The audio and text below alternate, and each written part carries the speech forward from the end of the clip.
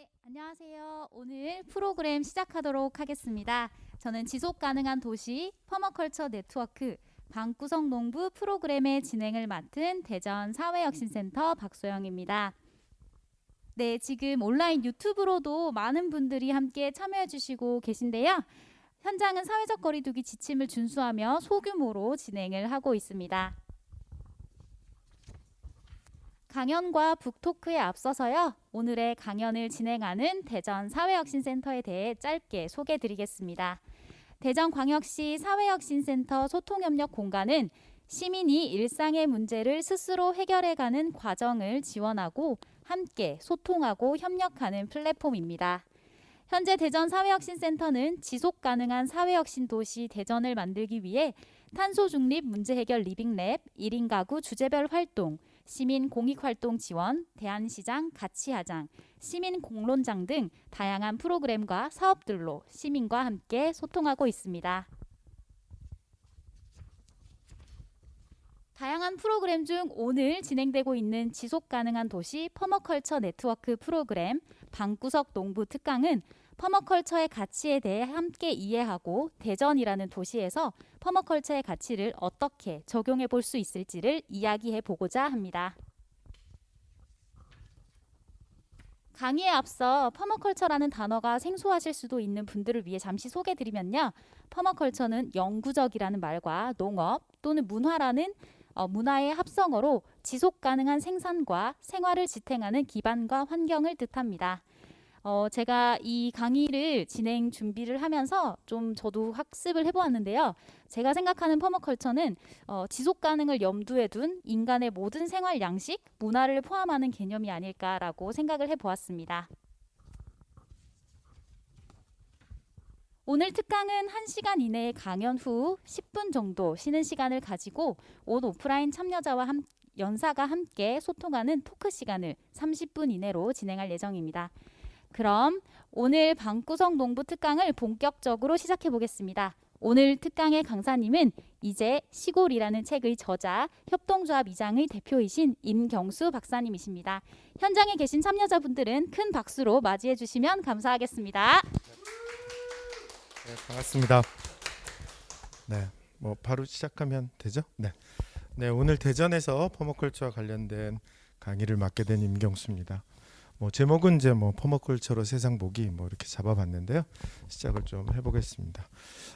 저는 공대를 나왔습니다. 화학공학을 전공했는데 대학원을 이제 환경 공부를 하러 대학원에 진학을 해서 대기오염 가지고 석사학위를 받았어요. 근데 생각이 또 바뀌어가지고 박사 논문을 유기농업 가지고 썼습니다. 근데 그 이후에 뭐 이따가는 말씀을 드리겠지만 퍼머컬처를 배우게 됐고, 그래서 이제 뭐 주로 현장에서 뭐 일들을 많이 하게 됐고요.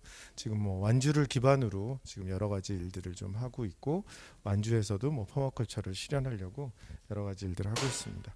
최근에 이제 협동조합 이장은 완주에서 활동하는 협동조합이고요. 최근에 이제 뭐 대학에서 이제 뭐 아이들 가르치는 일을 잠시 겸하고 있습니다. 자, 시작해 볼까요? 네, 뭐 최근에 제가 이제 퍼머컬처를 배운 거는 2000년이니까 20년 전이죠. 근데 최근에 와서 훨씬 더 퍼머컬처를 사람들이 관심을 많이 가지고 있는데요. 그 이유 중에 하나는 바로 이 기후 위기 때문입니다. 뭐 대강 기후 위기는 다 이해하시죠?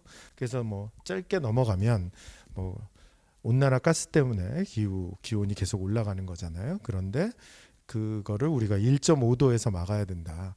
산업화 이후에 1.5도까지만 우리가 용납해야 된다라고 얘기를 하고 있죠. 왜냐하면 그 이상 넘어가면 이게 비가역적 반응이어서 다시 대기 중에 이산화탄소를 아무리 낮추더라도 원래 상태로 못 돌아간다. 그래서 시간이 얼마 없다 이렇게 얘기하고 있는 거고요. 그래서 기한을 정해놓고 탄소 배출량을 흡수하는 양과 같게 맞춰야 된다. 이렇게 해서 이제 세계 각국들이 그걸 노력을 하고 있고, 사실은 기후 위기에 대해서 많은 사람들이 이렇게 심각성을 많이 느끼지 못하다가 사실 코로나19 때문에 앞으로 계속 이런 바이러스들이 기후 위기로 더 만연할 거다 이러면서 훨씬 더 많은 심각성을 가지게 됐습니다. 한데 이제 우리나라는 이거를 대응하는 대책으로 그린 뉴딜이라고 하는 정책을 지금 만들었고요. 그래서 많은 돈들을 투자하고 있는데 이게 과연 우리 기후 위기를 막을 수 있을까라고 하는 회의적인 시각이 훨씬 더 많이 있는 것 같아요. 그 이유를 보면 사실 일자리가 지금 중요한 건 아니잖아요, 그죠? 기후 위기는 우리 생존과 관련돼 있는 건데 사실 되게 산업적으로 지금 해석하고 있고 또 그거에 따라서 뭐 우리가 기후 위기를 막는다기보다는 어쩌면 뭐 이걸 가지고 새로운 먹거리, 뭐 산업적 먹거리, 뭐 이런 개념으로 지금 이 정책이 만들어진 것 같아서 약간 뭐 여러 사람들이 비판을 좀 하고 있습니다. 아무튼 뭐 세계 큰 주제를 가지고 2025년까지 73조가 넘는 돈을 투자하고 그러면 65만 개의 일자리가 생길 거다. 뭐 이렇게 정부는 얘기하고 있습니다. 아무튼 정부가 그래도 이렇게 기후 위기에 관심을 가진 거는 큰 일이라고 할 수 있죠. 아무튼 이렇게 세계 큰 주제로 이야기를 하고 있습니다.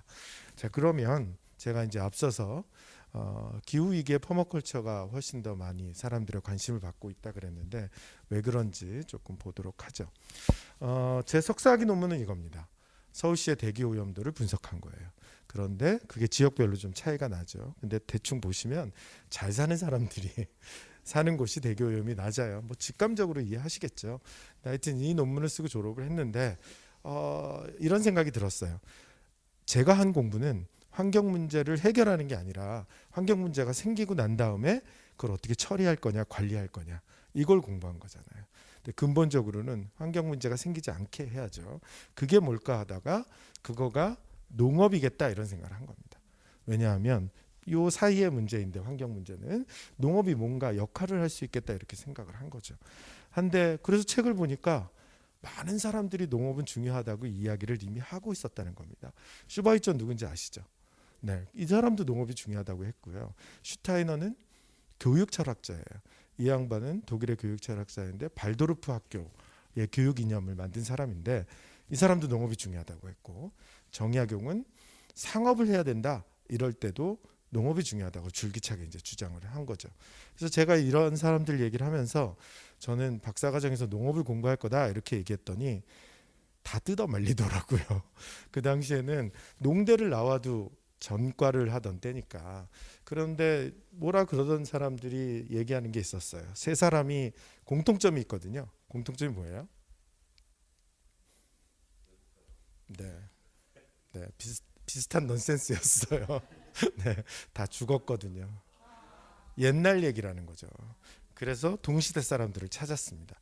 후루사와는 일본의 경제학자인데요.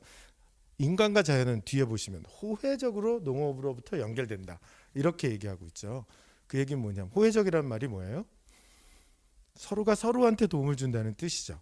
사람이 어떤 행동을 했는데 그게 자연한테도 도움을 줄 수 있고 사람한테도 도움을 줄 수 있는 거 뭐 있어요? 저는 농업밖에 못 찾았어요. 네. 그래서 이 사람 말이 맞더라는 거죠.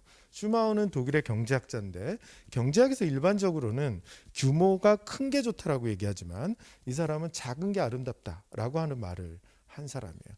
이 사람은 그 측면에서 보면 농업이 딱 들어맞는 거죠. 웬델베리는 뒤에 보시면 생태 교육의 장애도 중요하다 이런 얘기를 하죠. 우리나라에 대안학교들이 많이 있는데 대부분 시골에 있죠. 농업인을 키우는 대안학교는 홍성에 있는 학교밖에 없어요. 풀무학교. 그런데 모든 대안학교가 교과 과정에서 농사 짓는 시간이 있습니다. 그걸 농업 과목이라고 하지 않고 노작이라고 부르거든요. 그거 왜 하겠어요? 어쨌든 교육 효과가 있는 거겠죠. 아무튼 이런 사실들을 확인하고 농업은 굉장히 중요한데 제가 20대 후반까지 전혀 모르고 살았구나 하는 생각을 하게 된 거죠. 여하튼 그래서 농업을 공부하겠다는 결심을 굳히고 나서 이제 어떤 공부를 할까? 이제 저는 환경 쪽에서 시작하니까 생태학을 기본으로 해서 농업을 접근하기 시작한 거죠. 그래서 뭐 이런 사람들의 정의도 보고 농업에 어떤 것들이 필요한가 이런 것도 이제 찾아보고 온갖 것들이 필요하죠. 그래서 농업은 종합과학 뭐 이렇게 얘기하기도 하고 개인적인 입장에서는 뭐 어떤 사람들은 종합예술이다 뭐 이렇게 얘기하기도 합니다. 한데 재밌게 본 그래프가 있어요. 이게 경작지의 질이고요. 이쪽이 에너지가 얼마나 들어가느냐죠. 이게 생산량이에요. 그러면 경작지의 질이 같을 경우 생산량을 높이려면 뭐가 많이 들어가야 된다? 에너지가 많이 들어가야 된다. 이거와 관련된 말이 있어요. 문전옥답이란 말 들어보셨죠? 집 앞에 있는 경작지가 비옥하다. 그러니까 원래 비옥했던 게 아니라 뭔가를 많이 넣을 수 있어서 비옥해진 거겠죠. 그러니까 연관되어 있는 말입니다. 한데요. 이 그래프를 보고 나서 이거와 관련된 자료들을 계속 찾았죠. 그때 이런 자료가 나왔어요. 미국의 옥수수 생산인데요. 온갖 것들을 이제 칼로리로 다 계산한 거예요. 에너지 양으로. 물질도 에너지인 건 아시죠? 네, 그래서 다 칼로리로 계산해서 헥타르당, 그러니까 단위 면적당 들어간 에너지를 계산한 거죠. 1910년부터 85년. 결과만 간단히 볼게요. 전체 투입량이 1236이라는 단위에서 만 단위가 됐죠. 에너지를 10배를 넣고 있는 거예요. 그런데 생산량은 7520에서 3만 정도 됐어요. 4, 5배 늘렸죠. 줄인 게 있어요. 노동력 120시간에서 10시간. 지난 100년간의 농업기술 발전을 요약할 수 있죠. 뭐예요? 단위 면적당 생산력을 높이고 노동력을 줄이는 대신에 뭘 많이 넣은 거다? 에너지를 많이 넣은 거다. 이거인 거죠. 농토도 없어지고 농민도 없어지니까 이 방법을 선택할 수 있어요. 하지만 1910년에 000이었던 거 볼게요. 가솔린, 경유, 전기 0이었다가 숫자가 늘었죠. 질소인, 폰타슘 같은 농약 숫자가 늘었죠. 살충제, 제초제 숫자가 늘었죠. 관계 건조 이동과 같은 기계 사용 숫자가 늘었죠. 여기 000이었던 게 저쪽 가서 숫자가 늘면서 10배가 된 거예요. 문제는 이쪽에 000이었던 거가 지금 우리가 쓰고 있는 이게 없으면 쓸 수 없거나 만들어지지 않는다는 거예요. 뭘까요? 바로 화석연료예요. 그러니까 이 농법은 지난 100년 동안 기술 발전한 농법은 화석연료에 기반하고 있다는 거죠. 그러면 화석연료는 얼마 나왔을까요? 지금 같은 속도로 화석연료를 이용한다면 앞으로 몇 년을 쓸 수 있다?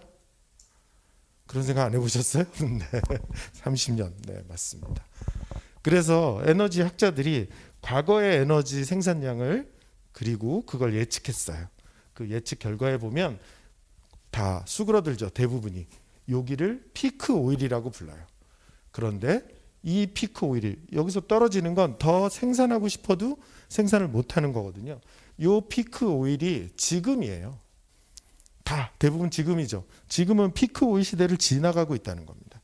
그래서 에너지 학자들은 이렇게 얘기하죠. 인류 문명은 피크 오일 전 시대와 후 시대로 구별될 것이다. 이렇게 얘기하죠. 아무튼 우리는 이 화석연료가 지금 피크 오일을 지나고 있다면 전농법을 쓸 수 없는 거죠. 농업이라는 건 우리가 먹고 사는 문제잖아요.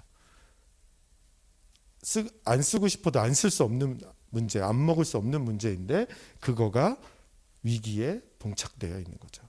한데 20년 뒤에 저는 이 그래프 두 개를, 이 표와 이 그래프를 보면서 이거 큰일 나네 이렇게 생각했어요. 그런데 그때는 아무도 관심을 안 기울이더라고요.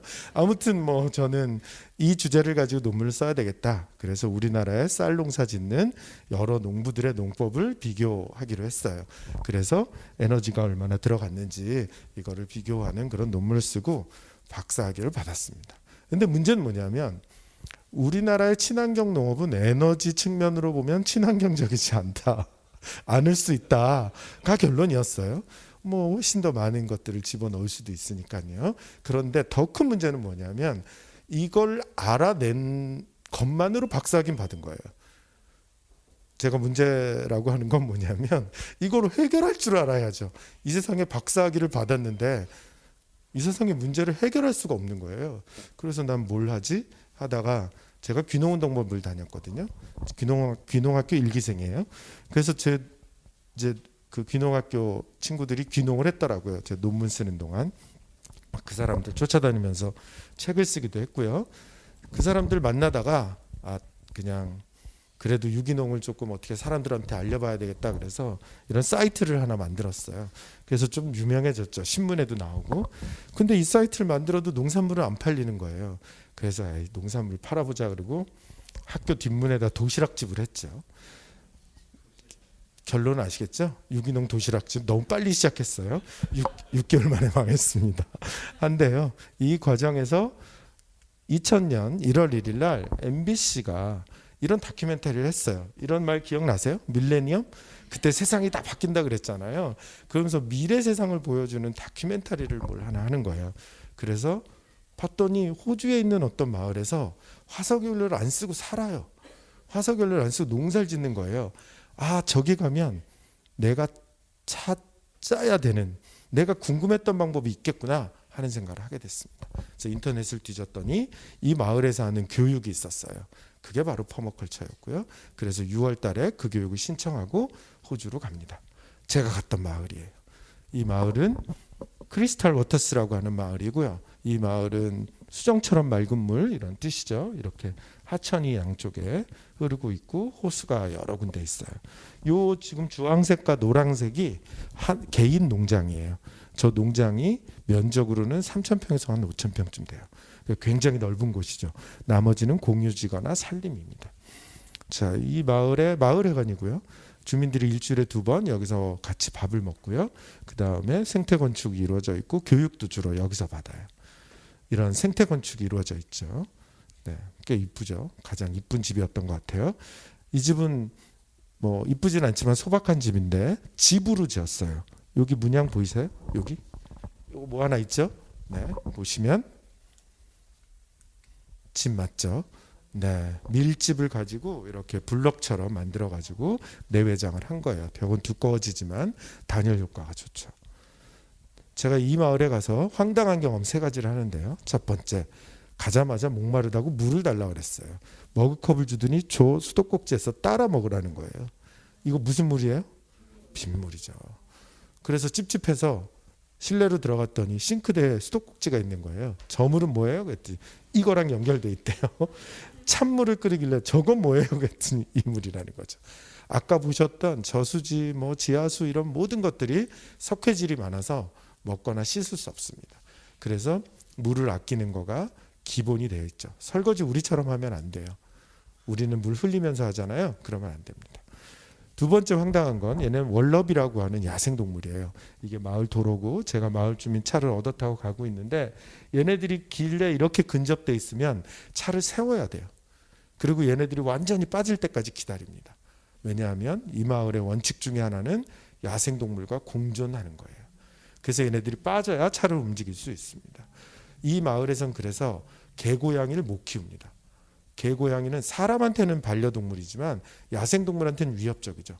그래서 개고양이를 못 키우는 게 이 마을의 또 하나의 원칙으로 되어 있습니다. 자, 이게 쓰레기 분리수거함인데요. CW는 크리스탈 워터스의 약자고요. 33, 34가 의미하는 게 뭘까요? 네, 이 마을에서 쓰레기를 버리려면 여기서부터 여기까지 다니면서 일일이 다 분리해야 됩니다. 예를 들어 깡통의 깡통 밑에와 위에 거 이것도 다 분리해야 되는 거죠. 이 마을은 우리 마을에서 생산된 폐기물을 밖으로 하나도 안 내보내겠다. 내가 필요 없어서 버리지만 잘 분리해 놓으면 누군가 그걸 다시 쓴다라는 게 이 마을의 폐기물 관리의 원칙이에요. 그래서 이런 수고로움을 하고 있는 거죠. 아무튼 이런 일 때문에 90년대 후반에 유엔으로부터 환경 주거상을 받게 되고 그래서 유명해지게 된 거고 전 세계에 이름을 알립니다. 근데 이 마을에서 아까 말씀드린 퍼머컬처 교육을 하게 된 거죠. 목초지에서는 이렇게 소들을 방목해서 키우시는 분들이 있고요. 이런 동호회들이 많이 만들어져 있어요. 그래서 일종의 이제 저희가 방문했을 때도 저녁 때 공연을 합니다. 우리가 연습 이제 다 많이 했습니다. 한번 보여드릴게요. 공연을 하는 거예요. 이 동아리가 공연을 했는데 춤을 추는데 좀 이상한 춤을 추더라고요. 그래서 저 춤의 제목이 뭔가요? 이렇게 물어봤더니 지렁이 춤이랍니다. 지렁이 춤 어떻게 추는지 아세요? 어디서요? 땅바닥에서. 근데 기렁이랑 지렁이가 만나면 어떻게 돼요? 서로 막 타고 넘을 거 아니에요. 네, 남녀가 그렇게 춤을 추더라고요. 저도 같이 췄어요. 네. 아무튼 이 마을에 퍼머컬처를 배우러 전 세계의 사람들이 찾아오고요. 뭐 장기 코스, 단기 코스 있는데 한 연간 10,000명 정도가 이 마을을 방문한다고 합니다. 자, 이 마을에서 제가 배웠던 게 퍼머컬처이고, 퍼머컬처는 빌 모리슨이라고 하는 사람이 창안해냈습니다. 이 사람은 호주 남부의 태스메니아라고 하는 섬 출신이고요. 태스메니아라고 하는 섬의 위도를 보시면 우리나라 중부랑 거의 비슷하죠. 그래서 되게 아름다운 섬이에요. 사계절이 뚜렷하고, 호주 사람들 입장에서는 우리 제주도와 같은 느낌을 가지고 있는 섬인데, 빌 모리스는 본토에서 여러 가지 직업을 가지다가 마지막 직업이 조경 설계가였어요. 그런데 자기 고향에 가보면 개발이란 이름으로 고향이 점점 파괴되는 거예요. 근데 친구들은 더 가난해지는 거죠. 그래서 이건 아니다 생각하고 전 세계 여행을 다닙니다. 지구 어딘가에는 이걸 막을 수 있는 방법이 있을 거다. 그래서 그것들을 모아가지고 퍼머컬처라고 하는 걸로 집대성해 놓은 거죠. 사실은 우리나라에 왔었다고 해요. 충남 홍성의 풀무학교에 왔었고, 제가 퍼머컬처를 배우고 풀무학교에서 2년을 일했거든요. 그리고 그랬더니 교장 선생님이 만났었다는 얘기를 하더라고요. 그러면서 다른 사람들은 논을 보고 여기서 쌀이 얼마나 나오나요를 물어보는데, 빌 모리스는 이 논이 언제부터 논이었냐를 물어보더래요. 농부가 그걸 어떻게 알아요? 뭐 아버지 때도 논이었고 뭐 할아버지 때도 논이었다. 몇백 년 됐다. 1000년이 넘었을지도 모른다. 라고 답을 했더니 빌 모리슨이 깜짝 놀라더라는 거죠. 왜냐하면 호주에서는 그렇게 농사 안 짓거든요. 소출이 떨어지면 땅을 그냥 방치해 놓거든요. 근데 우리는 매년 같은 작목을 심으면서도 비슷한 소출을 내는 거죠. 이런 방법이 있었구나라는 걸 그때 빌 모리슨이 알은 것 같아요. 그래서 풀무학교 교장 선생님의 주장은 빌 모리슨이 호주로 가는 비행기 안에서 바로 퍼머컬처와 어그리컬처를 합쳤을 거다. 그래서 원조는 대한민국이다. 이렇게 주장을 하고 계시죠. 네, 근데 주장일 뿐이죠. 물론 퍼머컬처 책에는 동아시아에서 영감을 받았다라고 하는 문구가 있기는 합니다. 하지만 충분히 그럴 수 있다는 증거들은 남아 있습니다. 혹시 임원 경제지라고 하는 농서를 아시나요? 안타깝게도 우리나라의 농서를 아무도 번역을 안 했어요. 그래서 그걸 볼 수 없었는데 동양 철학과 나온 친구들이 본인들의 청춘을 바쳐서 임원 경제지를 번역을 합니다. 그게 거의 30권쯤 돼요. 그걸 조선시대 백과사전이라고 부르는데요. 그 안에 보면 대부분 퍼머컬처랑 다 일맥상통하고 있어요.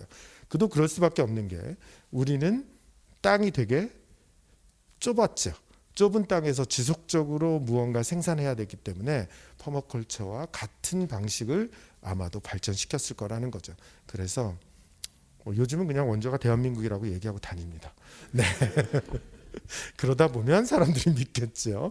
아무튼 이 퍼머컬처는 생태마을이라고 하는 전 세계의 그런 특별한 활동을 하시는 분들의 기본적인 원리처럼 활용되고 있어요.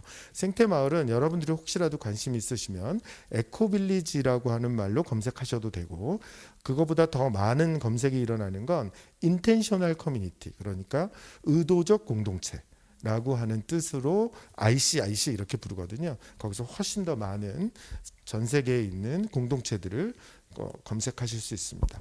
자, 이 생태마을이라고 하는 것 또는 이 우리가 흔히 말할 때 공동체라고 하는 거는 일종의 어떤 소프트웨어가 강조되는 쪽도 있고요. 하드웨어가 강조되는 쪽도 있어요. 그래서 굉장히 다양한 스펙트럼 상에 있다는 거죠. 그래서 쭉 이제 생태마을 몇 군데를 보여드릴게요.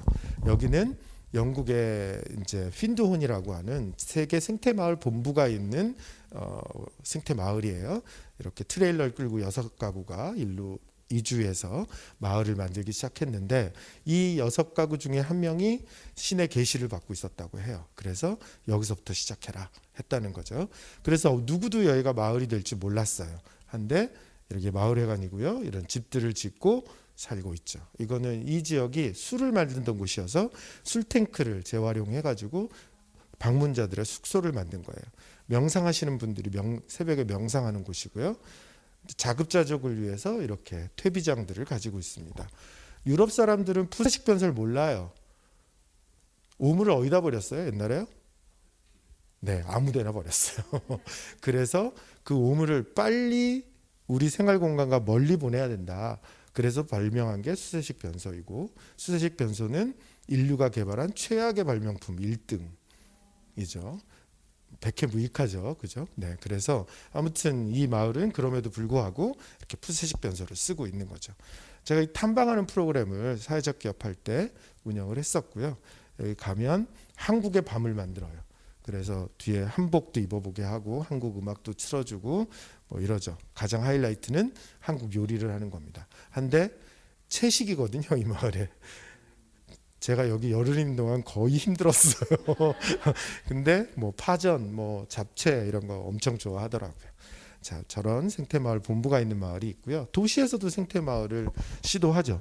여기는 베드제드라고 영국의 런던 근처에 있는 마을인데 연립주택처럼 생겼죠. 요 닭배슬처럼 생긴 거가 대표진 공기가 나가면서 신선한 차가운 공기가 들어올 때 열교환이 일어나요. 그래서 열을 덜 뺏기는, 하지만 신선하게 환기를 할 수 있는 장비인 거죠. 자, 이렇게 연립주택처럼 생겼고요. 네, 재밌게 디자인이 된 건 요 집에 사는 사람들의 텃밭이 건너편 건물 여기 있는 거예요. 그래서 다리가 만들어져 있죠. 자기가 볼 수 있는 곳에 텃밭을 키워라 이렇게 이제 되어 있고요. 뭐 천장이나 창문 같은 데는 태양광 발전 시설이 들어가 있어요. 실내가 재밌었던 건 이렇게 빌트인으로 대부분의 가구들이 들어가 있었고, 가장 신기한 건 이거였는데요. 모든 계량기가 실내에 있습니다. 그래서 언제든지 체크할 수 있도록. 우린 밖에 있어서 거의 안 보잖아요. 근데 요 놈이 문제인데요.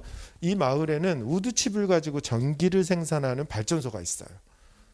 이 마을에 쓰는 전기를 생산하고 열병합을 해서 온수가 나와요. 이게 온수 계량기예요.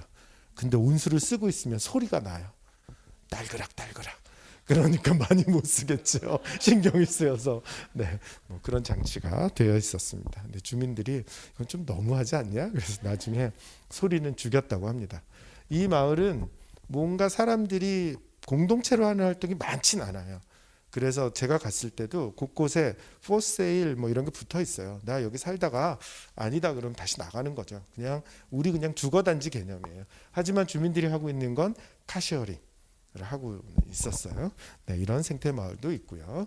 여긴 덴마크의 코하우징 운동이 일어났을 때 만들어진 생태 마을인데요. 이것도 연립주택처럼 생겼죠. 여기 입구예요. 우체통이 있으니까 하루에 한 번은 여기 꼭 와야 되겠죠. 네, 이렇게 전경이고요. 집이 요게 한 집, 요게 한 집인데요. 보기에도 작아 보이죠. 등치 큰 유럽 사람들이 어떻게 살았을까 싶었죠. 자, 이제 그 의문이 풀리는데요. 여기가 마을 식당, 마을의 공동시설들이 모여 있는 곳이에요. 자, 지하로 가는 문이고요. 공구실이, 네, 자동차 한 대를 고칠 수 있는 공구실이 있다는 거예요. 그래서 집집마다 공구를 가질 필요가 없었던 거죠.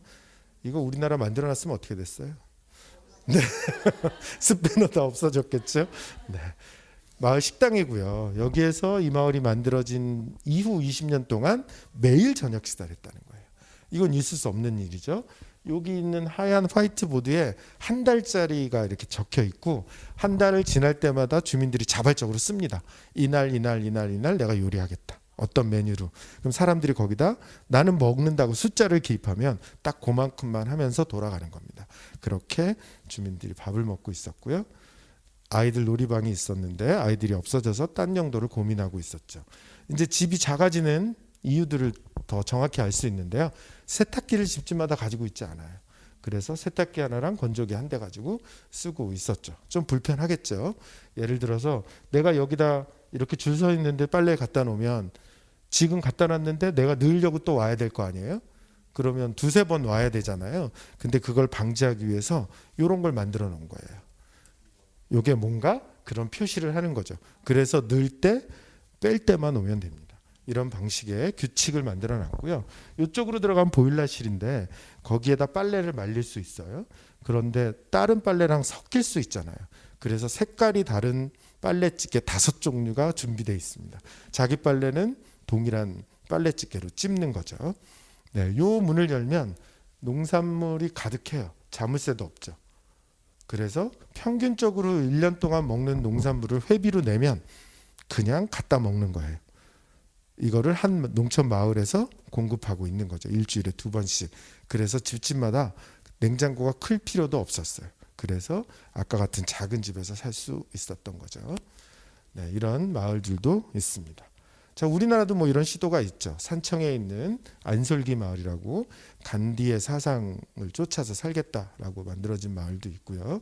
근데 여기는 주로 진주 쪽에 있는 대학 교수, 의사, 변호사 이런 분들이 들어와서 공동으로 뭐 하는 거는 거의 드물어요. 그냥 생태적으로 살고 있죠.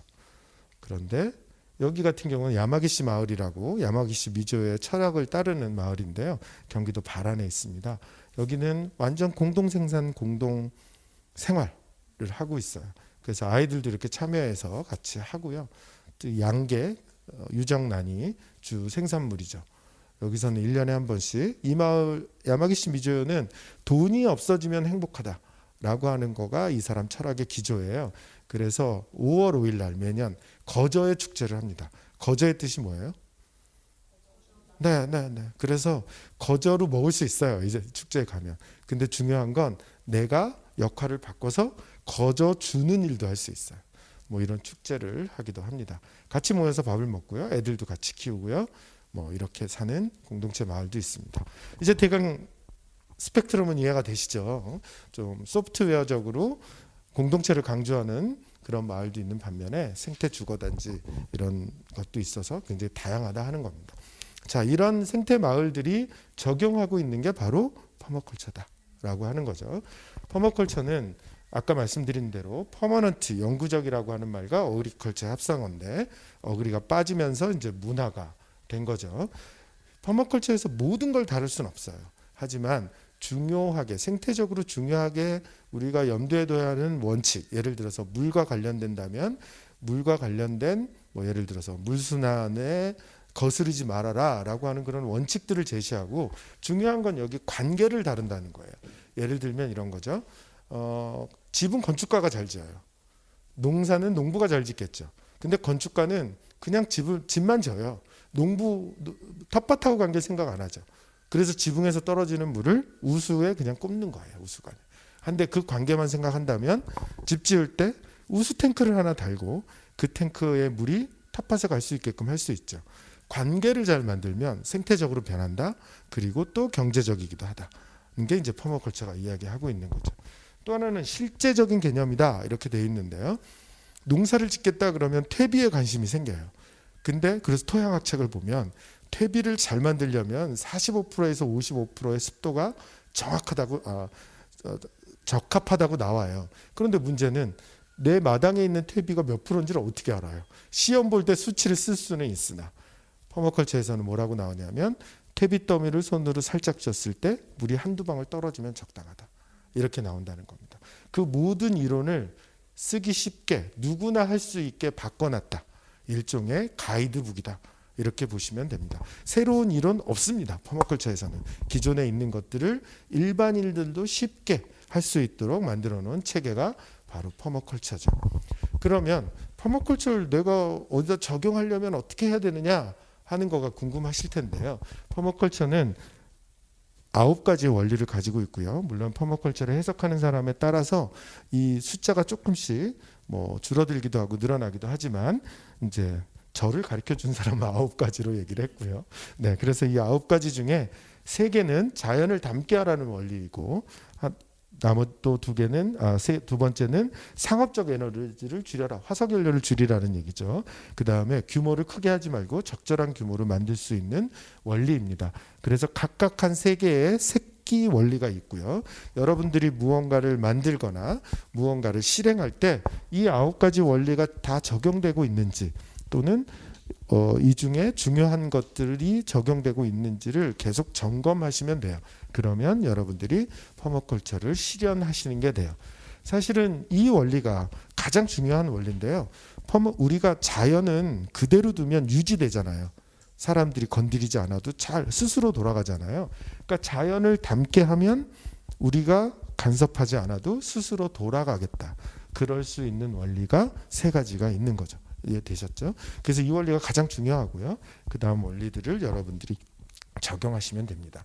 오늘 이 원리를 다 이야기하면 아마 시간이 너무 없을 것 같아서 몇 가지 원리만 말씀드리면 아까 말한 대로 자연을 닮게 하라는 원리 또 그 중에서도 가장 으뜸이 되는 원리예요. 자연의 중요한 특징은 다양하다는 거고 그래서 뭐든지 다양하게 하라는 거죠. 그래서 텃밭을 다양하게 한다 그러면 어떻게 해야 돼요?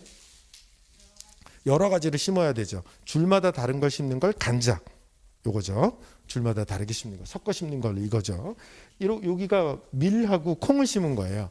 콩은 콩가식물이죠. 그러다 보니 얘가 질소를 고정해 가지고 밀한테 질소를 나눠주게 되겠죠. 그래서 서로가 효과를 내는 거고, 비탈질 맛에 이렇게 해놓으니까 이게 밀만 심어 놓으면 토양에 침식이 일어나요. 근데 콩이 그걸 저지하는 겁니다. 그런 기능을 갖게 하는 거죠. 저렇게 이제 저걸 혼작이라고 하는데요. 저렇게 혼작을 해놓으면 작업이 지루하지 않아요. 한 가지만 심어놓으면 똑같은 작업을 계속해야 되잖아요. 근데 작업이 지루하지 않죠. 가장 큰 효과는 병충해에 시달리지 않습니다. 한 가지 작목만 심으면서 우리는 병충해에 큰 영향을 받게 된 거예요. 사실은 혼작을 하게 되면 병충해에 시달리지 않습니다. 그래서 다양하게 가라는 거죠. 물론 최근의 농사는 이렇게 작목만 다양하게 하지 않아요. 또 어떻게 해요? 가공을 해서 할 수도 있고요. 요즘은 3차 서비스까지 하죠. 관광, 체험, 복지. 그러면 그걸로도 다양성이 생기죠. 이렇게 해서 뭐든지 다양하게 해라. 농산물을 팔더라도 한쪽에만 팔지 말고 다양한 판로를 가져라. 왜? 리스크가 분산되거든요. 그래서 다양하게 하라는 거죠. 자, 이게 가장 중요한 원리고요. 요즘 이제 퍼머컬처를 배운 많은 청년들이 시도하고 있는 건 푸드 포리스트예요. 영어 단어가 틀렸네. 네. 식량 숲이라고 하는 뜻인데요. 뭐냐면 천이라고 하는 건 자연이 변화하는 과정을 의미해요. 그럴 때 자연이 변화했을 때 마지막 안정된 모습을 흉내를 내는 거예요. 자연 상태의 숲이 저랬을 거 아니에요? 그걸 여기다가 흉내 내는데 그 흉내를 낼 때 먹을 걸로만 흉내 내는 거예요. 그러면 요 조그만 공간에서 모든 심어 놓은 게 다 먹을 거인 거죠. 그러면 여기서도 15가지, 20가지를 우리가 얻을 수 있는 겁니다. 그거를 식량숲, 푸드 포레스트라고 하죠. 저걸 잘 만들어 놓으면 자연을 안정된 상태에서 우리가 가지고 왔기 때문에, 그렇기 때문에 별로 간섭 안 해도 스스로 우리 먹을 거를 계속 만든다는 겁니다. 이렇게 아까 자연을 닮게 하는 원리하고도 통하지만 천이 과정을 이용해서 우리가 이런 응용을 할 수 있는 거죠. 그 다음에 이제 가장 중요한 거는 공간 계획을 할 때 에너지 계획을 하라는 거예요. 그래서 농장을 예를 들자면 집이 가장 중심이겠죠. 그럼 요 집을 영지구라고 불러요. 그런 다음에 1, 2, 3, 4 개념적으로 이렇게 정리를 합니다. 그럼 1지구는 어떻게 해야 되겠어요? 집에 가까운 곳이니까 자주 가는 것들을 놔야 되겠죠. 예를 들어서 농기계 창고가 여기 있으면 안 되죠. 그죠? 상식적으로 이쪽에 와야 되잖아요. 이런 방식으로 만드는 거예요. 예를 들면 퇴비장 어디 있어야 돼요? 그렇죠. 여기서 정답을 얘기하네. 사람들은 다 멀리 보내야 된다고 얘기해요. 왜냐하면 냄새가 나니까. 냄새 왜 나요? 관리를 안 해서 나는 거예요. 그래서 앞으로 갖다 놔야 되는 거죠. 1지구에 들어가야 되는 겁니다. 2지구는 매일 가서 작업은 안 하지만 그래도 매일 가야 되는 데가 있어요. 대표적인 게 논이죠. 물 보러 매일 가거든요. 작업은 몰아서 하지만 이런 거가 2지구. 3지구는 과수원 같은 데예요. 한꺼번에 반나절 가서 일하죠. 그죠? 그런 데가 3지구. 4지구는 1년에 몇 번 안 가는 거. 이렇게 만들죠. 피자 자르듯이 방향으로 잘라요. 여기에 여기 쫄 잘렸네. 여름볕. 여기 여름볕은 더 넓은 각도로 들어오죠. 겨울볕은 작은 각도로 들어오죠. 자, 여기다 나물 심네요. 화렵수를 심어요? 아니면 상록수를 심어요? 집 앞이에요. 겨울빛, 여름햇빛 다 들어와요. 화렵수를 심어야죠. 왜요? 여름에는 잎이 무성해서 그늘을 만들 거고 겨울엔 잎이 떨어지니까 햇볕이 들어오겠죠. 그런 걸 찾을 수 있게 해주는 거예요. 예를 들면 여기가 경관을 우수하고 화재가 올 수도 있고 더운 여름바람이 들어오네요. 이쪽으로는요. 경관은 더 좋게, 화재는 막고 더운 여름바람은 식혀주고 저 각도에 뭔가가 들어가면 더 좋겠죠. 뭐요? 연못. 맞습니다. 처음에 백지였죠. 공간이 다 쪼개졌죠. 그러면 내가 이 안에 넣고 싶은 걸 어느 공간에 넣을지 대입을 해보면 계획이 되겠죠. 그죠? 이렇게 만들면 에너지를 덜 쓰게끔 우리가 할 수 있다라고 하는 겁니다. 이게 이제 퍼머컬처에서 하는 공간 계획인 거죠. 네. 그 다음에 이제 원리 중에 또 하나는 끊임없이 상대적인 위치를 고민하라는 거예요. 닭장하고 퇴비장하고 붙으면 좋죠. 그죠? 닭똥을 퇴비장으로 바로 옮길 수 있는데 발상을 전환하면 뭐가 위로 올라간다? 닭장이 위로 올라간다. 그러면 긁어낼 필요가 없죠. 닭똥을 그냥 퇴비장으로 떨어지겠죠. 그러면 볏짚하고 섞어주기만 하면 퇴비가 생산되겠죠. 근데 닭은 또 높은 데를 좋아해요. 네. 그래서 생리적으로도 맞는 거죠. 자, 이런 관계를 다시 설정하면 생태적으로 변할 수 있다는 겁니다. 자, 그 다음에 여러 가지 퍼머컬처에서 응용하는 걸 보여드리는데요. 이거는 치킨 트랙터라고 불러요. 이동형 닭장이에요. 이 닭장을 이거 우리나라 제 교육을 받았던 사람이 만든 건데 이 얘네들이 이거 막 하면서 부산물 먹고 훅 이렇게 부슬부슬하게 해놓고 똥 싸줄 거 아니에요. 트랙터 가는 일 다 했죠. 그러면 한 칸 옆으로 옮기는 거예요. 그러면 트랙터로 가면 30분이면 갈 일을 일주일이 걸리겠죠. 하루에 2칸씩 전진하니까. 그죠? 네, 이러면서 밭을 갈 수 있는 겁니다. 그래서 치킨 트랙터라고 불러요. 이쪽 사진은 호주에서 치킨 트랙터 경진대회에 나왔던 사진들이에요. 누가 더 치킨 트랙터를 효과적으로 만드느냐 경진대회를 호주에서 하고 있죠. 자, 뭐 이런 것들 우리가 시도해 볼 수도 있고, 우리가 텃밭을 만든다. 도시농업에 활용할 수 있는 거죠. 이걸 열쇠고리 모양 텃밭이라고 불러요. 그래서 우리가 보통 이렇게 네모나게 만들어 가지고 고랑이랑을 만들어서 작물을 심는데, 그러지 않고 열쇠고리 모양으로 만들고 요 폭이 양쪽에서 팔이 닿을 수 있는 폭이에요. 그러니까 여기서 여기가 관리 가능하고 여기서 여기가 관리 가능하죠. 이랬을 경우 가장 많은 작목을 심을 수 있어요. 그리고 모양도 이쁘잖아요. 네, 그래서 텃밭도 이렇게 디자인하게끔 퍼머컬처에서는 얘기하죠. 그럼 비슷한 디자인을 이런 식으로 할 수 있어요. 이 폭이 대부분 다 양쪽에서 팔이 닿는 폭으로 만들면 밭을 관리하기 좋은 거죠. 그걸 응용하면 텃밭이 정원처럼 변화하는 거죠. 자, 이런 방식으로 텃밭을 디자인할 수 있습니다. 자, 그 다음에 쉽게 텃밭을 빨리 아주 척박한 땅을 빨리 비옥하게 만드는 방법인데요.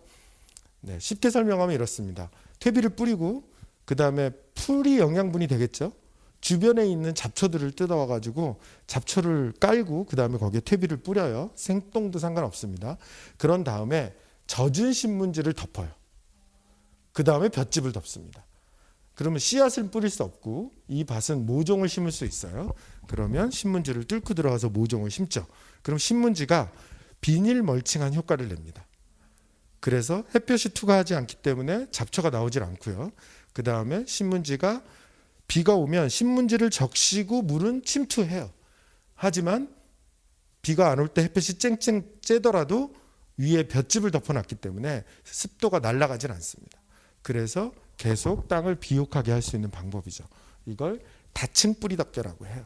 이런 방식으로 우리가 텃밭을 잡초도 안 나오게 또는 관리도 쉽게 할 수 있는 방법도 우리가 퍼머컬처에서 제공하고 있습니다. 자, 이게 지금 만들어 본 거예요. 열쇠고리 텃밭 모양. 열쇠 이렇게 생겼죠, 그죠? 네, 이 히프가 저예요. 네. 네, 제가 막 실습하고 있는 거예요.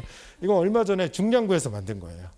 네, 중량구에서 퍼머컬처 교육이 있어가지고 거기에서 만든 거죠. 이런 걸 트렐리스라고 하는데 여기에는 넝쿨이 올라가고 밑에다가 작목을 심으면 네, 넝쿨도 우리께 되고 우리가 얻을 수 있고 넝쿨에 있는 열매도 그 다음에 저 밑에도 작물이 자라게 할 수 있는 거죠. 그래서 텃밭을 3차원으로 생각하는 겁니다. 평면이 아니라 그렇게 이제 디자인하는 거죠. 자, 뭐 이런 방법들을 퍼머컬처가 제공합니다. 뭐 빗물을 모아서 쓰는 방법을 알려주기도 하고, 네, 이걸 빗물 저금통이라고 하죠. 학생들이 하는 거예요. 푸세식 변소를 쉽게 만드는 방법을 알려주기도 하죠. 요즘 얘기하는 똥손도 만들 수 있는 푸세식 변소. 고장난 의자에 페인트 통과, 이건 슈퍼에서 팔죠. 붙이기만 하면 푸세식 변소가 되는 거죠. 네, 이걸 집에 하나씩 가지고 있어야 되지 않나요?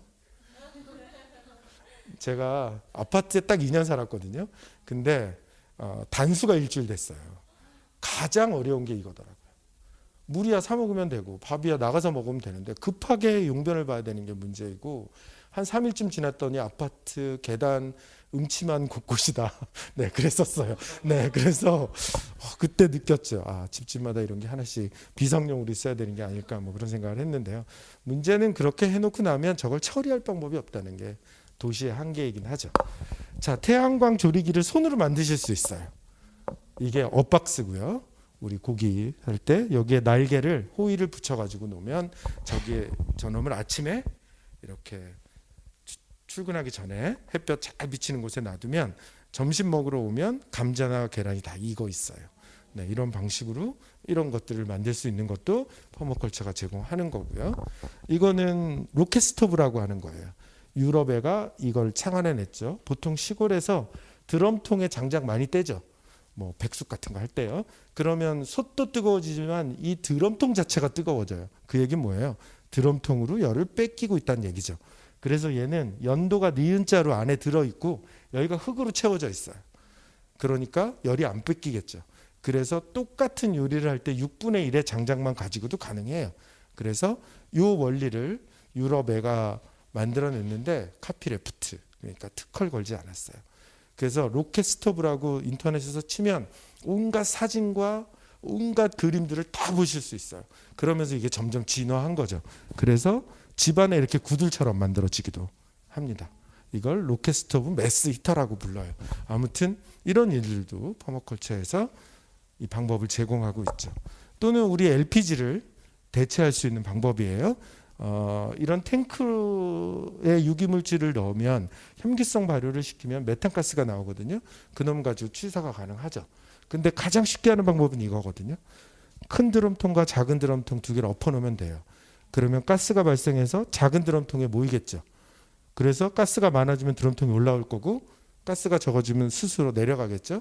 자연적으로 압력 조절이 되는 겁니다. 근데 문제는 보시는 것처럼 냄새가 좀 나겠죠. 근데 냄새를 안 나게 하는 방법도 있긴 있어요. 탱크를 2개 만들면 돼요. 근데 아무튼 간에 이런 방법도 퍼머컬처에서 제공합니다. 자, 그래서 퍼머컬처를 활용하면 이런 농장이 이렇게 변할 수 있다라고 하는 거죠. 특히 이제 여기 볼까요? 예전엔 그냥 동물들 그냥 이렇게 놔뒀는데 동물들 놔두는 데다 나무 심고 여기에 이렇게 철망을 감아놨죠. 그리고 이 나무는 과수나무를 심었어요. 그러면 과일이 떨어지겠죠. 그걸 누가 먹어요? 동물이 먹겠죠. 그러면서 순환이 일어나죠. 사람은 3가지 일을 안 해도 돼요. 낙과를 줍지 않아도 되고 과일이 떨어지면 주워야 돼요. 왜 그러냐면 토양에 있던 바이러스들이 거기서 증식해서 나무로 올라가요. 그래서 다 주워야 되거든요. 근데 동물들이 먹어 치우겠죠. 그죠? 그러니까 먹이를 또 덜 줘도 되죠. 그 다음에 똥을 싸겠죠. 그러니까 퇴비를 덜 줘도 되죠. 나무한테. 여기서 순환이 되게 만들므로 해서 사람의 일까지 덜어낼 수 있는 거죠. 이런 일들을 퍼머컬처가 한다는 겁니다. 그래서 호주에서 실험을 해봤더니 일반적인 농업 방식에서 8년이 걸려가지고 퍼머컬처 방식으로 바꿨더니 이게 수입이고 이게 지출이에요.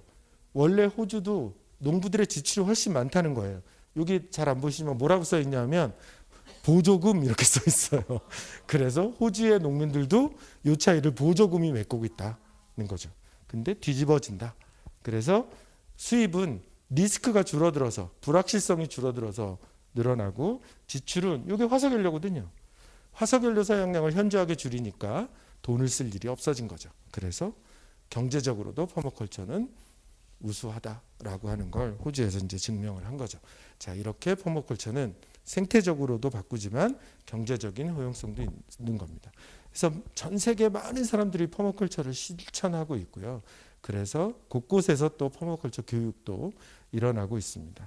이게 이제 빌 모리슨이 쓴 퍼머컬처 개론서이고요. 전 세계 많은 사람들이 이런 노력을 하고 있죠. 자, 마지막으로 그러면 과연 퍼머컬처가 기후변화에는 어떻게 기능할 수 있느냐라고 하는 건데요. 일단 농업은 기후변화의 피해자인 동시에 가해자예요. 왜냐하면 피해자라는 얘기는 기후가 바뀌면 지금 하던 작물을 못 심을 수 있죠. 그러니까 기후변화에 가장 민감한 산업이 농업일 수밖에 없는 거죠. 한데 농식품 시스템의 전체 온실가스 배출량 중에 농식품 시스템이 26%나 차지하고 있어요. 특히 우리가 음식물 쓰레기 처리 과정에서 많은 에너지를 쓰고 있는 거죠. 가축, 위, 되새김 동물은 되새김할 때 메탄가스를 발생하는데요. 그게 이산화탄소보다 온난화 능력이 21배가 더 높다는 거예요.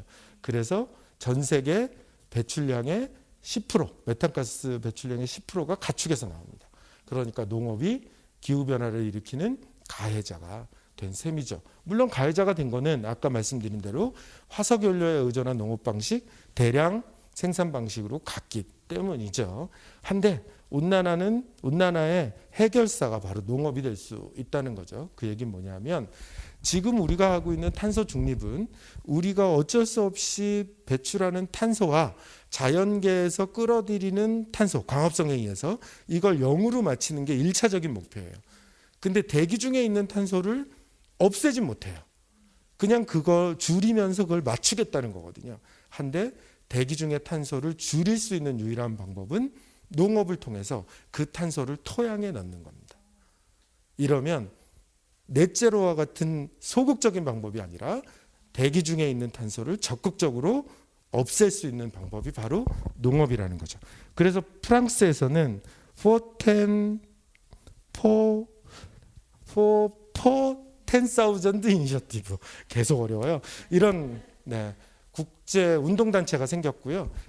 토양에 있는 탄소 축적량을 매년 0.4%씩만 높여도 그래도 우리는 기후위기를 막을 수 있다. 이렇게 얘기한 거죠.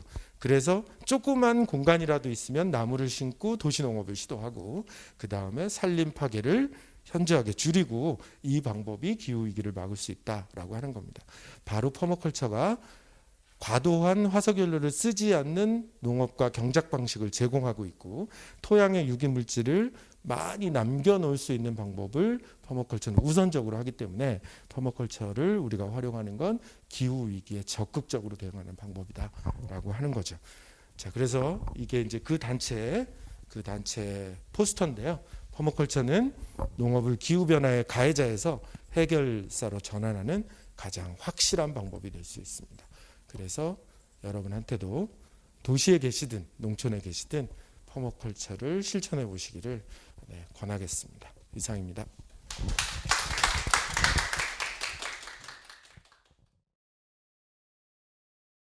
네, 저희 강사님께서 정확하게 3시 1분에 강의를 마쳐주셨습니다.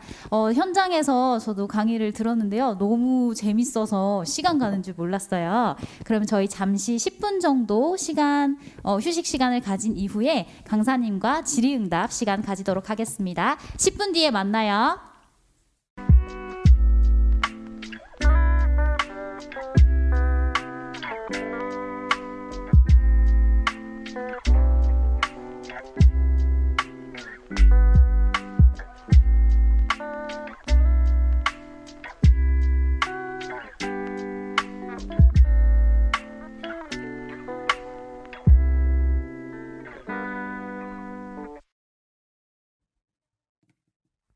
네, 10분의 쉬는 시간을 가지고 이제 두 번째 시간이 되었는데요.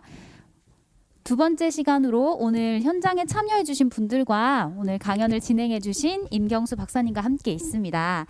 앞에 강연에서요. 기후위기와 우리의 미래, 특히 작년 코로나19 이후로 기후위기, 탄소중립에 대한 관심이 많이 확산되었던 것 같습니다. 그리고 자연농 사례를 중심으로 퍼머컬처에 대한 이야기, 생태마을까지 다양한 내용을 강연을 해주셨는데요. 이제 연사님과 함께 질의응답과 퍼머컬처에 대한 조금 더 깊은 이야기 나눠보겠습니다. 우선 온라인으로 신청해 주신 분들 중에 질문 주신 내용들이 있으셔가지고요. 먼저 질문 한 가지 우리 박사님께서 답변해 주시고 다음으로 현장에 계신 분들 질문 받아볼게요. 보면은 비건에 대한 이야기 해주신 분 계세요. 그래서 비건으로 생활해 보는 것도 퍼머컬처의 원리에 속할 수 있을까요? 라고 질문을 주셨는데요. 우리 박사님께서 비건이 퍼머컬처의 한 실천 방법이 될 수 있는지에 대해서 말씀 주시면 좋을 것 같습니다. 네, 뭐 오늘은 말씀드리지 않았지만 퍼머컬처에서는 요리까지 포함하고 있습니다. 그래서 퍼머컬처와 관련된 책을 검색하시다 보면 이런 책도 있어요. 퍼머컬처 can eat it. 그러니까 퍼머컬처를 먹을 수 있다. 뭐 이런 책도 있죠. 그리고 특히 비건은 아까 과도한 축산 문제가 기후 위기를 일으키는 원인이기 때문에 퍼머컬처를 통해서 축산을 자제하고 또 영양 균형을 맞출 수 있는 요리를 만들어서 먹는 것도 퍼머컬처에서 기본으로 보고 있기 때문에 퍼머컬처에 속할 수 있는 굉장히 중요한 실천적인 활동이라고 볼 수 있습니다. 네, 그럼 이제 현장에 두 분 계시는데, 네, 강연을 아주 학구열이 높은 자세로 강연을 들어주셨는데요. 이번 퍼머컬처 강연을 신청하게 되신 계기가 궁금해요. 어떻게 강연을 신청하게 되셨는지, 그리고 혹시 강연 들으시면서 궁금하신 점 있으셨으면 저희가 화면에는 내보내지 않겠습니다. 한번 질문을 해주시면 좋을 것 같은데요. 먼저 선생님 혹시 질문 있으실까요? 안녕하세요. 이렇게 참여하게 된 계기는 이제 남편이랑 이렇게 도시에 살다 보니까 이제 나중에 은퇴 후의 삶도 준비하는 과정에서 이렇게 접근을 해야 되겠다는 생각이 들기도 했고, 그래서 일단은 아파트에 사는데 이런 상황에서 적용할 수 있는 부분은 어떤 게 있을까? 그리고 베란다도 좁고 막 이렇게 공간도 좁으니까 내가 당장에 이렇게 텃밭이나 이렇게 없는데도 어떻게 적용을 하고 접근해야 될지 궁금한 게 많이 생겼습니다. 네. 네, 저도 그런 궁금증이 생기더라고요. 특히 이제 작년에 코로나19로 인해서 외출을 자제하면서 집안에 머무는 시간이 많아져갖고, 저는 또 반려동물을 키우지 않아가지고 집에서 이제 새집 증후군에 좋다는 식물들을 막 좀 들여놓아가지고 집에서 계속 머무는 동안 식물을 좀 관찰하게 됐어요. 막 새싹이 돋아나는 모습, 그런 걸 계속 관찰하게 됐어요. 이제 그러다가 내가 직접 농사까지는 어렵지만 간단하게 먹을 수 있는 어떤 그 수확의 기쁨을 느낄 수 있는 그런 식물을 키워보고 싶다는 생각이 들더라고요. 그래서 앞에서 우리 강사님께서도 말씀해주신 그런 퍼머컬처의 가치를 도시의 아파트에 사는 사람들은 어떻게 좀 가까이 접해볼 수 있는지 소개해 주시면 좋을 것 같아요. 네, 퍼머컬처에서 이제 뭐 주요하게 또 다루는 분야 중에 하나가 어반 퍼머컬처. 그래서 도시에든 어떻게 적용할 것이냐를 다루고 있는데요. 일단 그냥 그거와 상관없이 집에서 해볼 수 있는 방법은, 아파트라면 이제 베란다를 이용할 수 있는 방법들이 있는데, 그때는 이제 우리가 상자 텃밭이라는 걸 이용을 하잖아요. 상자에다가 이제 흙을 담고 거기에다가 이제 작목을 키우는 거죠. 문제는 이제 그렇게 키우고 났을 경우 영양분을 어떻게 이제 공급할 거냐. 거기까지는 누구도 쉽게 생각하지만, 거기에서 가장 좋은 방법은 사실 음식물 쓰레기를 또 퇴비로 만들어 가지고 넣는 방법인데, 그러면 음식물 쓰레기를 덜 버릴 수 있겠죠. 그 방법 중에 하나가 지렁이를 이용하는 거예요. 그래서 지렁이를 뭐 예를 들어 쉽게 만드시려고 그러면 철물점에 가가지고 이 똑같은 크기의 박스, 그러니까 이런 우리 이렇게 빨간색 박스 있잖아요. 뭐 고무다라이라고 부르는 네, 그런 네모난 박스가 밑은 좁고 위는 좀 넓어요. 그래서 이게 이렇게 겹쳐지더라도 공간이 남을 수 있는 박스를 3개를 사신 다음에, 첫 번째 박스는 구멍을 크게 뚫고요. 두 번째 박스는 구멍을 짧게 뚫어서 물만 통과하게 만드는 거예요. 그런 다음에 음식물 쓰레기를 넣고 지렁이를 아파트 이 공원에 낙엽층 밑에 이렇게 파다 보면 지렁이가 나와요. 근데 안 나오면 낚시점에 가면 지렁이가 있습니다. 네, 그걸 사가지고 지렁이를 넣고, 지렁이가 이거 햇볕 싫어하는 건 아시죠? 그러니까 그걸 덮어 놓으면 지렁이가 그 음식물을 분해합니다. 근데 이제 음식물 쓰레기니까 물도 같이 나오거든요. 그러면 물은 맨 밑에 모이고, 그 다음에 분해한 분변토라는 게 두 번째 층에 모이고, 음식물 쓰레기는 첫 번째 박스에 있으니까 그걸 분리해 가지고 얻으실 수 있고, 그래서 맨 마지막 떨어진 물도 희석해서 그 텃밭에 주면 되고, 화초에 줘도 되고, 그 다음에 두 번째 분변토도 그렇게 활용하시면 됩니다. 유의하실 거는 우리나라 음식물이 염도가 높아요. 짜게 먹어서. 지렁이는 짠 걸 싫어하죠. 삼투압 조절이 안 되니까. 그래서 이제 필요하다 그러면 신문지라도 잘라가지고 염도를 섞어서 주면 되고요. 대신에 요리 전 부산물은 상관없어요. 그러니까 적어도 음식물 쓰레기를 버릴 때 요리 전 부산물과 요리한 거는 사실 그대로 지금 배출하시고, 요리 전 부산물만 그냥 그 박스에만 넣으셔도 그건 이제 지렁이가 다 먹을 수 있으니까, 그렇게 하시는 방법을 통해서 2개를 연결시킬 수 있는 거죠. 네. 근데 조금 더 나가신다면 이제 동네나 마을에 계신 분들과 우리가 텃밭을 조그맣게라도 만들어 보자, 이런 노력을 하시면 이제 야외에서 조금 더 넓은 규모로 또 이웃과 함께 텃밭을 만드실 수 있을 거고요. 최근에는 지자체가 도시에 텃밭을 만들고 분양해 주는 일도 많이 있잖아요. 네, 그런 쪽에 참여하셔도 되고. 좀 저는 개인적으로 아쉬운 게 아파트 안에 녹지를 텃밭을 만들면 녹지 비율이 없어지는 걸로 인식을 해요. 법이 그렇게 돼 있어요. 그런데 사실은 텃밭을 만드는 거가 녹지를 관리하는 가장 좋은 방법이거든요. 그래서 법상으로는 아파트 내 텃밭이 녹지 공간으로 포함될 수 있게 하면 아파트 내에서도 텃밭을 만드는 일이 더 많이 생길 것 같은데 아직 법적으로는 그게 조금 어렵습니다. 네, 지렁이가 짠 걸 싫어하는군요. 네, 저 처음 알았습니다. 해보셨나요? 네. 이렇게 비 오면 지렁이가 올라오잖아요. 네, 네. 소금 뿌리면 막 우리 남자들은 많이 해봤어요. 아. 어렸을 때. 네네네. 저는 제가 사는 아파트 안에 그 주민들 텃밭이 있어요. 그래서 비가 오고 나면 보도블럭에 지렁이들이 엄청 많이 나와 있는데 얘네가 보도블럭이 너무 넓으니까 나왔다가 자기가 원래 있던 흙으로 못 돌아가고 비가 그치면 말라서 많이 죽더라고요. 그래서 저는 줍깅이 아니라 지렁이를 원래 땅으로 돌려주거든요. 아침에 산책할 때. 네, 제가 했던 것이 퍼머컬처가 아니었나 싶습니다. 손으로? 그 옆에 있는 나뭇가지 같은 걸로 네. 살짝 이렇게 해서 바로 옆에 있는 흙으로 옮겨줍니다. 그거 보면서 너무 많이 포장을 해버린 것 같더라고요. 맞습니다. 원래 지렁이들이 자기들이 돌아가야 할 길까지 다 막아버린 것 같아서 네, 저는 이미 퍼머컬처를 실천하고 있었다. 네, 다음 질문으로 넘어가겠습니다. 저희가 신청을 받으면서 사전 질문도 좀 받았는데요. 사전 질문해 주신 내용 저희 박사님께 좀 여쭤보겠습니다.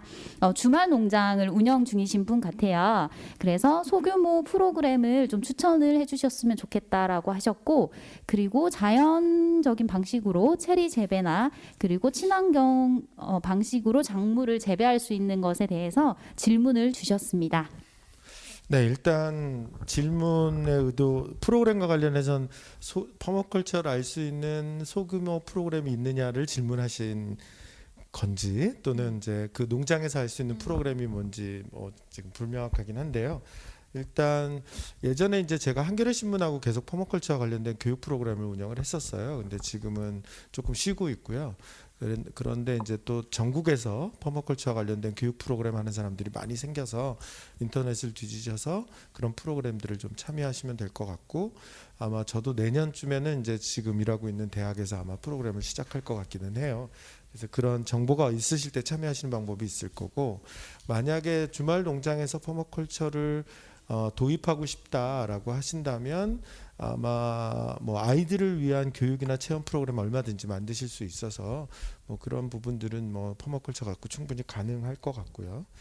그다음에 뭐 우리가 일종의 자연 재배나 친환경 재배와 관련해서도 뭐 농업기술센터나 이런 데서 교육이 굉장히 많이 있어요. 그런데 문제는 그런 교육들의 대부분이 대량 생산을 기준으로 하고 있거든요. 사실 그래서 그게 지금 하시는 일에 적절할지는 잘 모르겠어요. 하지만 조금 이제 그런 교육들도 받고 퍼머컬처랑 비교해 보시고 이러면 나름대로 몇 가지 이제 원칙 같은 것들을 세우실 수 있을 거고, 그러면 아마도 조금 더 자연적인 재배로 또는 친환경적인 재배로 이렇게 전환하실 수 있을 것 같습니다. 네. 그리고 지금 온라인으로 참여해주신 분들 중에서 아까 그 치킨 트랙터였던가요? 네. 그 보시면서 질문 주신 분이 계세요. 그래서 인분이나 개분 사용 시에 기생충으로 인한 감염 문제는 혹시 없는지 어떻게 생각하시는지 질문을 해주셨습니다. 그러니까 인분이나 개분을 그냥 쓰게 되는 경우는 기생충 문제뿐만 아니라 작물에 해가 돼요. 왜냐하면 그게 이제 질소 성분이 많아서 조금 복잡한 얘기지만 질소 성분이 많아서 미생물들이 한꺼번에 달라붙어 가지고 빠르게 분해를 시작을 해요. 근데 미생물들이 분해하면서 가스가 나오고 열이 나오거든요. 그래서 뿌리를 상하게 합니다. 그렇기 때문에 사실은 우리는 그냥 직접적으로 인분이나 개분을 뿌리더라도 희석해서 뿌리는 거고요. 또는 퇴비를 만들면서 뿌리는 거죠.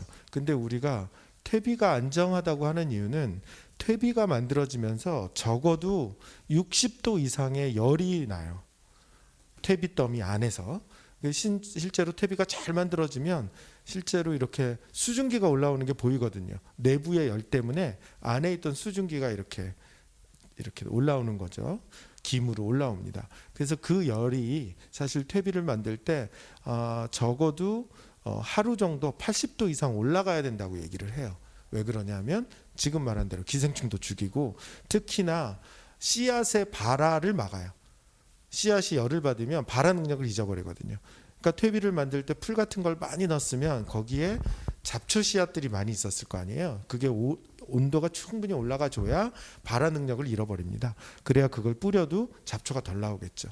그래서 기생충이나 이런 뭐 감염의 우려는 퇴비를 만들면 100% 막을 수 있습니다.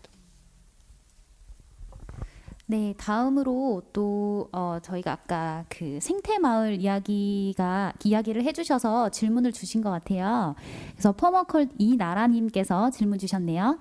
퍼머컬처가 결국 공동체 형성과 깊은 연관을 갖는 이유는 무엇일지 궁금합니다라고 질문 주셨습니다. 네, 되게 심오한 질문인데요. 현상적으로는 공동체들이 퍼머컬처를 많이 활용하고 있다 이렇게 말씀을 드렸는데 그게 어떻게 연결되어 있느냐가 이제 좀 궁금하신 것 같아요. 네, 많은 공동체들이 일종의 영성적인 활동을 기반으로 하고 있어요. 아까 핀드원 보셨지만 어떤 특정 종교를 갖지 않더라도 명상을 하잖아요. 대부분의 공동체들이 그런 일종의 영적인 활동들을 기반으로 하고 있거든요. 근데 영적인 기반의 활동을 하는 사람들의 대부분은 자연과의 교감을 되게 중요하게 여기고 또 그러다 보니 자연과 함께 공존하는 방법들을 찾아야 되니까 아마 퍼머컬처랑 연결되지 않았나 싶고요. 사실 이제 퍼머컬처에서 영성적인 부분들을 뭐 많이 강조하거나 그러지는 않아요. 그럼에도 불구하고 아마 그런 이유 때문에 뭐 퍼머컬처와 공동체가 깊은 연관을 가지고 서로가 뭐 일종의 공진화를 하고 있다. 뭐 이렇게 볼 수 있을 것 같습니다. 네, 연결되는 질문일 것 같아요. 아까 강사님께서 해주신 내용 중에 생태마을이 굉장히 흥미로웠는데요. 소개해주신 곳 말고도 뭐 현재 생태마을을 도입을 준비 중이라거나 아니면 박사님께서 좀 눈여겨보고 계시는 공동체나 마을이 있으시면 사례를 더 소개해주시면 좋을 것 같고 네, 한 가지 더 질문 드릴게요. 그리고 생태마을이 되기 위해서 요건 제가 개인적으로 궁금한데 그 생태마을 지역의 주민들은 어떤 마음가짐이라고 해야 될까요? 어떤 노력이 필요할까요?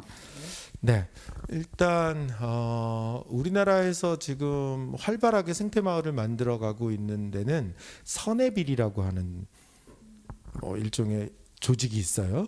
뭐 아마 지금 현재 여러 가지 사단법인으로 만들어져 있지 않나 싶은데 여기가 명상을 하던 사람들이 모여가지고 우리 그냥 같이 살자 이래서 보은 기대리라고 하는 곳에다가 생태마을을 만들었고 그 다음에 영암에도 하나가 있고요, 제주도에도 있고, 그래서 사람들이 지금 모여서 살고 있고 저도 두 군데 가서 퍼머컬처 교육을 그분들을 위해서 한 적이 있어요. 그래서 우리나라에선 선해빌이라고 하는 곳에서 생태마을 활동들을 지금 좀 하고 있고요. 그 다음에 이제 제가 사회적 기업을 할 때는 서천에 산너울이라고 하는 마을을 만들었어요. 그런데 공동체에 가깝기보다는 생태 주거단지에 가까운 그런 사례를 한번 조성한 적이 있고요. 요 경우가 이제 소수의 사람들이 모여서 한정된 공간에서 퍼머컬처 같은 것들을 활용하면서 지금 생태 마을을 만든 경우이고, 또 한 가지 방법이 이제 생태 마을을 좀 지역으로 확산을 하는데요. 그게 영국의 이제 토트네스라고 하는 도시에서 전환 마을 또는 전환 도시라고 하는 이름으로 운동을 했어요. 그래서 시민들이 모여서 화석 연료를 덜 쓰는 방법으로 우리의 삶을 전환하자. 그래서 한 2년 동안 여러 차례의 주민 공청회를 통해 가지고 일종의 그 방법론들을 합의해요. 그러면서 그 사람들이 전체 도시를 바꿔가는 노력들을 하죠. 뭐 그러면서 로컬 푸드도 도입하고 지역 화폐도 도입하고 뭐 이런 노력들을 하고 있는데요. 그런 방식의 움직임들이 있는 지역들이 조금 있어요.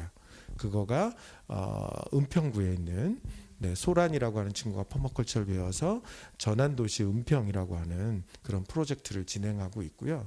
그 다음에 꼭 마을 전환도시라고 하는 이름은 안 쓰지만 제가 있는 완주군 고산면 또는 상주, 괴산 뭐 이런데 약간 뭐 충남 홍성 뭐 이런데 일종의 면 단위보다 조금 큰 단위에서 이런 다양한 주민 활동들을 기반으로 그쪽 방향으로 움직이는 그런 지역들이 조금 있습니다. 그래서 그런 사례들을 조금 이제 참고하실 수 있을 것 같고요. 생태마을 이제 제가 생태마을 공부했을 때 가장 큰 난제가 이거였어요. 생태마을이라고 하는 게 되게 가치가 있고 앞으로 지향해야 되는 건데 이게 벽이 높아요. 뭐 보셨겠지만 내가 저기 살 수 있을까? 저기 살면 불편하지 않을까? 뭐 이런 생각이 좀 많이 드시잖아요. 그래서 그 벽이 조금 높아서 사실은 많은 분들이 이제 일종의 생태적인 각성 내지는 영적인 각성 뭐 이런 게 없으면 사실은 진입하기가 조금 어려워서 아까 말씀드린 산너울이라고 하는 사례는 그런 거 없이 사람들이 들어와서 살 수 있는 마을이면 좋겠다. 또는 살면서 그런 각성이 일어나면 좋겠다. 뭐 이런 기대감을 가지고 만들기는 했는데요. 어떻게 보면 개인적인 소양도 필요하지만 생태마을 전체에 뭐 몇 가지 중요한 원칙들이 있거든요. 그 원칙들을 잘 만드는 거가 일단 뭐 필요한 것 같아요. 그래서 제가 외국에 있는 생태마을 또는 공동체를 돌아다닐 때 했던 질문이 이런 공동체가 잘 운영되려면 어떤 조건이 필요한가요를 물어봤거든요. 그 첫 번째가 뭔가 공동을 하는 게 분명히 있어야 된다. 그게 땅이든 집이든 뭐 가치관이든 철학이든 종교든 뭐가 있어야 되겠죠. 두 번째는 어디까지가 공동인지를 구성원들이 똑같이 인식해야 된다는 거예요. 근데 그게 달라지면 그 다음부터 갈등이 생기거든요. 세 번째는 그걸 공동으로 가져서 혼자 할 때보다 더 큰 효과가 나야 돼요. 그게 안 나면 같이 할 이유가 없어질 거 아니에요. 그럼 깨지겠죠. 네 번째가 민주적이고 합리적인 의사결정 구조가 있어야 돼요. 근데 이제 우리 선배들 공동체 운동했던 선배들은 네 번째가 좀 희미했어요. 일종의 지도자의 카리스마 뭐 이런 걸로 이제 돌파했던 거죠. 이 네 가지가 명시적이고 공식적인 조건이고요. 한 가지를 비공식적인 조건이 한 가지가 더 붙는데 그걸 글루라고 해요. 글루건 할 때 글루. 그러니까 구성원들을 비공식적으로 끌어당기는 거죠. 갈등이 생겼을 때 뭐 이런 기작을 하는 건데 유럽에 있는 댄싱 레빗이라고 하는 공동체는 글루가 댄스예요. 회의하기 전에 뭐 작업하기 전에 춤을 추죠. 일본에 있는 코노하나라고 하는 공동체는 합창이에요. 네, 본인들이 여기 구성원이라고 하는 걸 계속 인지시키고 그걸 통해서 각성이 되고 또 그걸 통해서 서로가 화합하는 어떤 문화적 기제가 있는 거죠. 그래서 보통 네 가지 공식적인 일종의 원칙과 그 다음에 하나의 문화적 기제 이렇게 얘기를 하더라고요.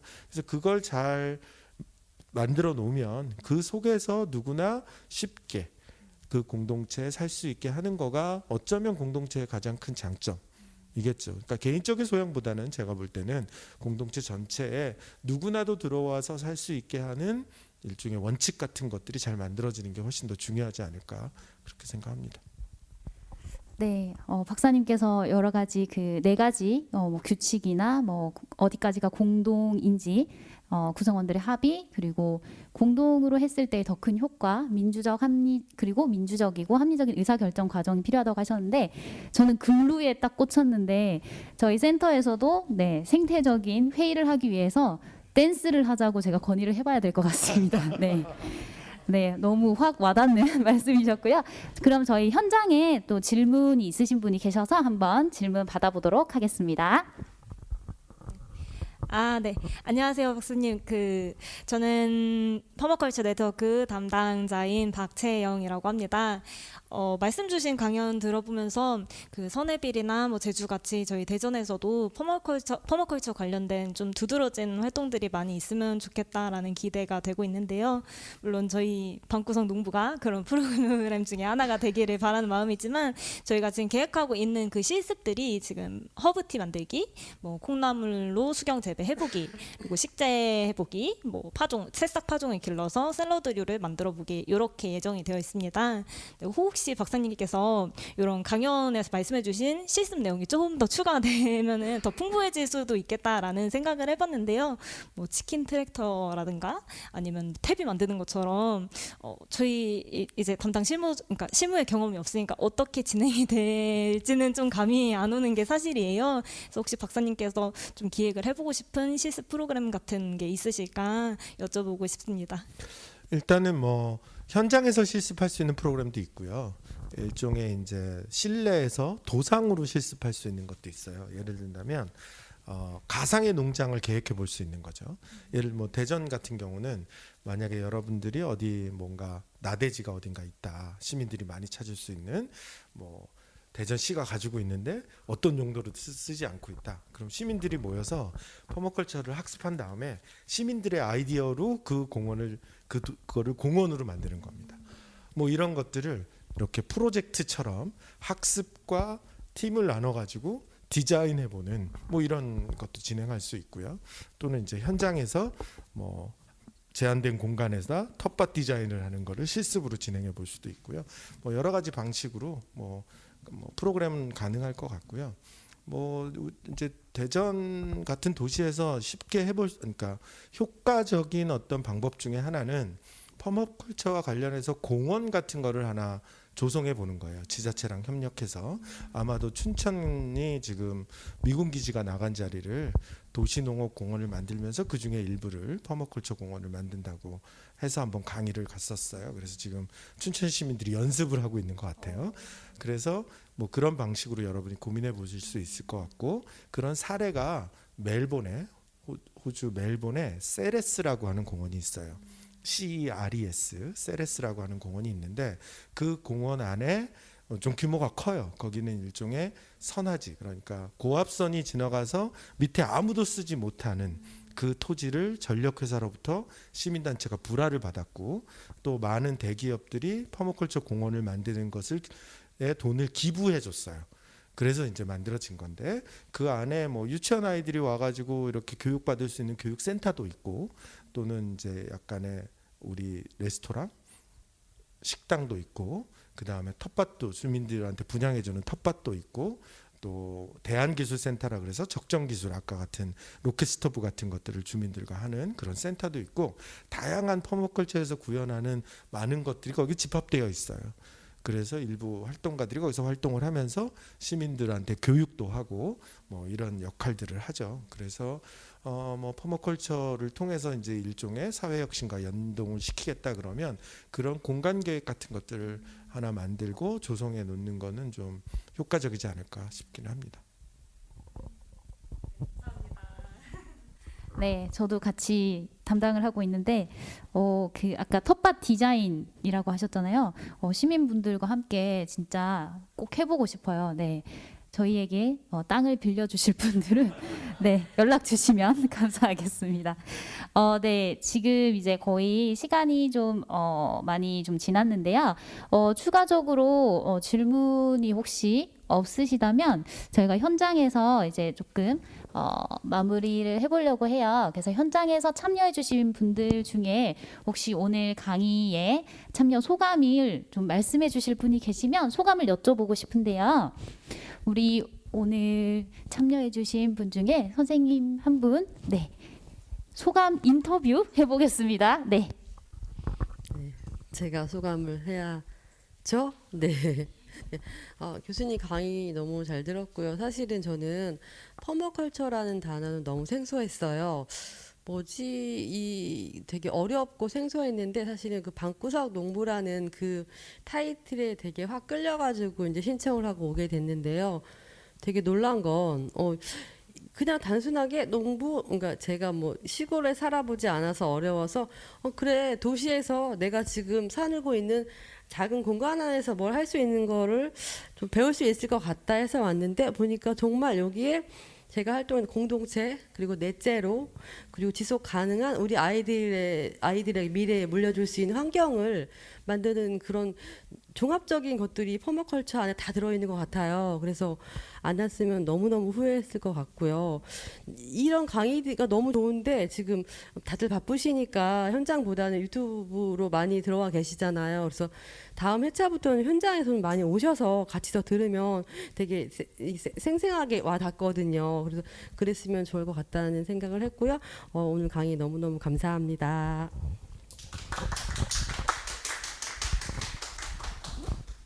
네, 혹시 저희 선생님처럼 오늘 강의에 대해서 소감 한 분 더 나눠 주실 분 있으실까요? 네, 없으시군요. 네, 그러면 혹시 저희 오늘 강의 진행해 주신 임경수 박사님 혹시 뭐 마무리로 함께 얘기해 주실 내용 있으실까요? 네, 뭐 퍼머컬처를 실천하는 일은 어려운 일은 아니고요. 그래서 여러분들이 실생활에서 할 수 있는 일 작은 것부터 시작하면 뭐라고 할까요? 그게 진화한다고 얘기할까요? 뭐 그러면서 삶의 태도도 변하게 되고 또 더 많은 일들을 하게 되시니까 일단 작은 일부터 실천하시면 좋을 것 같습니다.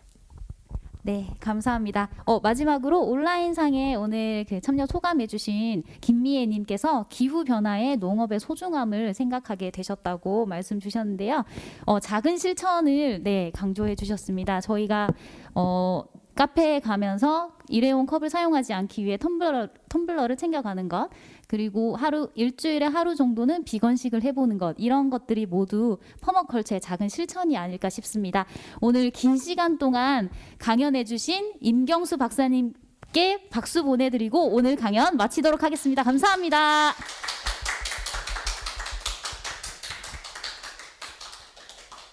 네, 유튜브로 참여해주신 분들 모두 감사드립니다.